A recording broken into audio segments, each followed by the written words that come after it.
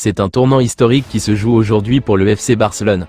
Entre l'euphorie d'un mercato galactique et la tragédie personnelle qui frappe le banc de touche, le club catalan n'a jamais été aussi proche d'un basculement total. Julián Álvarez au Camp Nou? C'est la priorité absolue. L'Argentin veut forcer son départ, mais à quel prix? Entre les 140 millions d'euros réclamés par l'Atlético et l'avenir incertain de Robert Lewandowski, poussé vers la MLS, la direction sportive joue son va-tout. Et si la clé du deal s'appelait Ferran Torres? Mais ce n'est pas tout. Nous allons vous révéler comment une pépite de Première Ligue, Elie Junior Kroupi, est en train de devenir le successeur désigné sur l'aile droite. Ses photos d'enfant sous les couleurs catalanes font déjà le tour du monde, et son agent est bien connu des bureaux du Barça.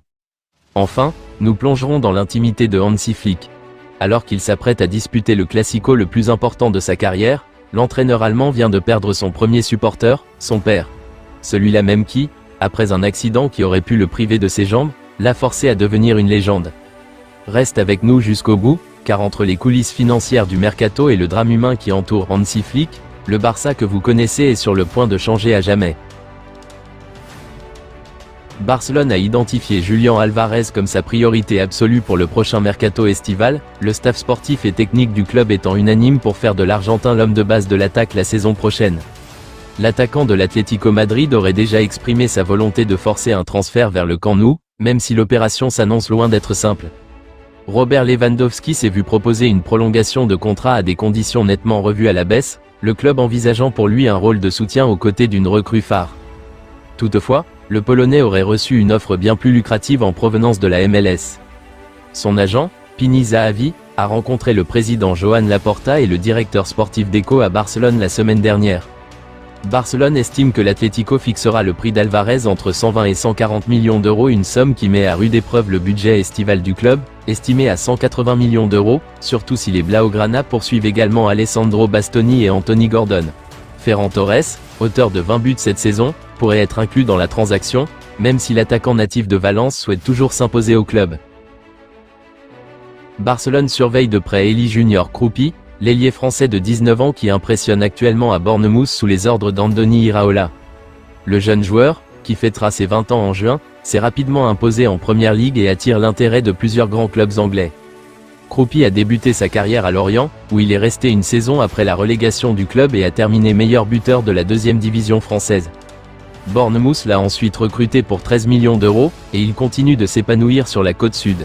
Supporter de Barcelone depuis toujours, des photos de Kroupi portant le maillot du club lorsqu'il était enfant ont refait surface, et il est entendu qu'un transfert au Camp Nou représenterait son rêve ultime. Il est représenté par Momo Sissoko, l'agent d'Ousmane Dembélé. Kroupi figure également parmi les présélections de la France pour la Coupe du Monde. Hansi Flick est largement considéré comme l'un des meilleurs entraîneurs de sa génération. À 56 ans, il a déjà remporté une Coupe du Monde avec l'Allemagne, certes en tant qu'adjoint soulevé un triplé historique avec le FC Bayern Munich et ajouté un triplé national avec le FC Barcelone. Accomplir ce qu'il n'a pas pu faire, se souvenait un jour Flick. Devenir un vrai footballeur.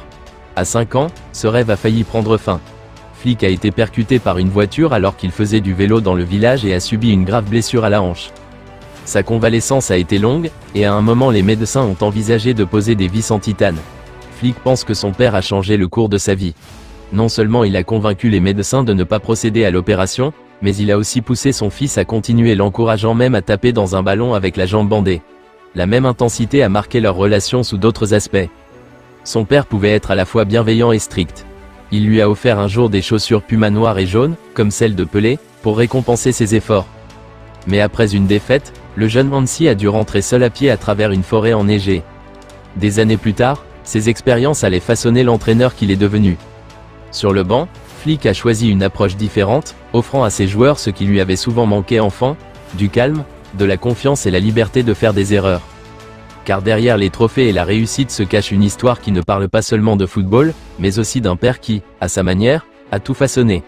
Le père de Hansi Flick est malheureusement décédé le dimanche 10 mai, quelques heures seulement avant un classico crucial contre le Real Madrid, ajoutant une dimension profondément personnelle à la rencontre.